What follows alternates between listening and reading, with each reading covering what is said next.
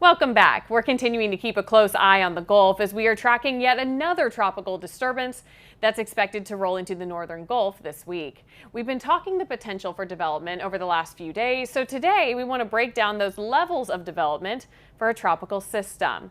Joining us today to break down that for us is Houston Chronicle meteorologist Justin Ballard. Thank you for joining us today, Justin. Thank you for having me. This forecast going forward with whatever this tropical disturbance may become feels very similar to last week.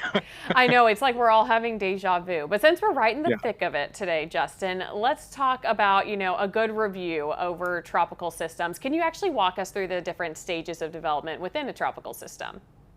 Yeah, so there's four main stages of tropical development, right? Before you reach that status of hurricane, you've got a couple of other steps to get to first. That first step we'll talk about is a tropical depression. You see it here, just that kind of mass of clouds, organized clouds and thunderstorms. The circulation within a tropical depression, usually less than 38 miles per hour with those wind speeds. Now, once we get a little bit more organization and a little bit more wind speed behind that, a tropical disturbance or tropical depression rather becomes a tropical storm. This is when we get that named system. So the next name on the list for at least this season is Dexter. You see organized strong thunderstorms with those circulation around those winds up to 74 miles per hour.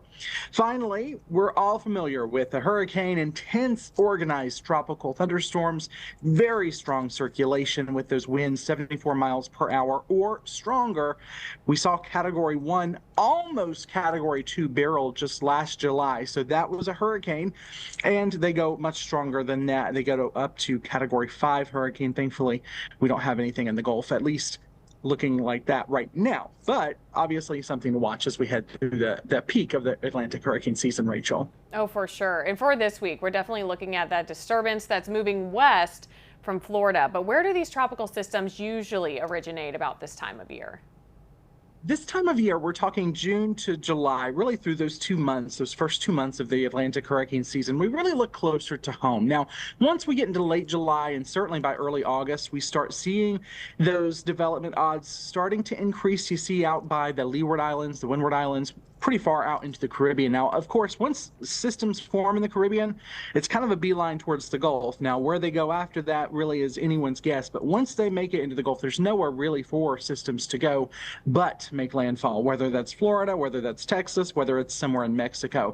As we go deeper into the hurricane season, we're talking into August. Of course, mid-August is kind of that beginning stage of the peak, climatologically speaking, at least. You see much more development becomes likely the further out into the Atlantic you go. We're talking those Cabo Verde sort of, long track sort of hurricanes that develop really out far, pretty similar to where Beryl actually developed last year, kind of out in the deep Atlantic. And then, of course, we start looking at where those storms go. More likely into the Gulf of Mexico, most likely in that shade of orange there through the Bahamas, near Puerto Rico, and, of course, the Lesser Antilles. So, and of course, that map looks a little different as we get into September, which is the climatological peak of the Atlantic hurricane season.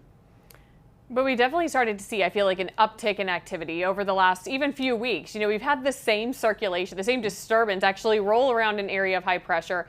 And now it looks like it's going to be making its way here into the Gulf again. So let's talk about how we've been doing so far when it comes to this season, really in the Atlantic at this point.